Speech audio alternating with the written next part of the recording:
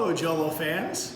Welcome to our first installment of Wine 101. Today we're going to cover tartaric crystals, or wine diamonds, or sediments in the bottom of your bottle. So we get a few questions every now and again when you open up a beautiful bottle of Pilot Fog and you notice a lot of this crystallization. As you can see, I'm scraping some off from this cork, and those beautiful crystals are what's called wine diamonds, are nothing more than tartaric crystals. Another name that you're probably familiar with is cream of tartar. So cream of tartar is basically tartaric crystals from grapes. So grapes have three different acids, really four. There's an amino acid as well, but the main acid in wine is tartaric acid, which gives it its beautiful bite. Then there's malic acid, which gives it a lot of that green apple tartness, which is also an acid that's found in apples and pears. And then there's a little kiss of citric acid, like you'd find in grapefruit or oranges. So those three main acids are what gives white wine and red wine its nice, beautiful acidity or crispness. So a lot of whites, like barrel-aged Chardonnay, will go through what's called a secondary fermentation to remove that malic acid, that green apple tartness. And it converts that malic acid to a very soft, creamy, luxurious lactic acid. That's called malolactic fermentation, or what's called secondary fermentation, or in the wine world they call it ML, short for malolactic. So in a wine like this, the Golden Hallows, we preserve the malic acid. We don't let it go through that secondary fermentation, so it has that beautiful green apple tartness, that crispness that you like to get in Pinot Grigios and Sauvignon Blancs, and of course Golden Hallows. And then of course the main acid is tartaric. So most years we cold stabilize, which means we bring this wine down in tanks to about 18 degrees, 17 degrees for about a week. And the tartaric crystals, or that cream of tartar, which here you can see it in a larger format, gets what's called precipitated out. It gets removed from the cold. So it'll cling to the side of the tanks. So when you remove that acid, you remove that acid, which means you don't get that nice bite, which sometimes it's too much. So we try to harvest the white grapes with tartaric acid or pH that's low, which is a combination of all those acids. So 19 was a really great growing year, and we got really super ripe grapes. So I made the judgment call as a winemaker this year not to cold stabilize the Golden Hallows. So that acid stayed prevalent in the Golden Hallows.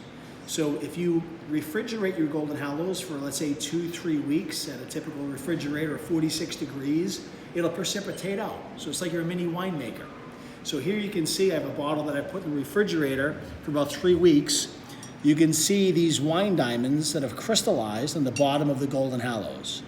So you should not expect to see that when you first get it at JOLO, because we keep it at around 58 degrees in the wine cellar. So it's gonna be a little bit colder for that to happen.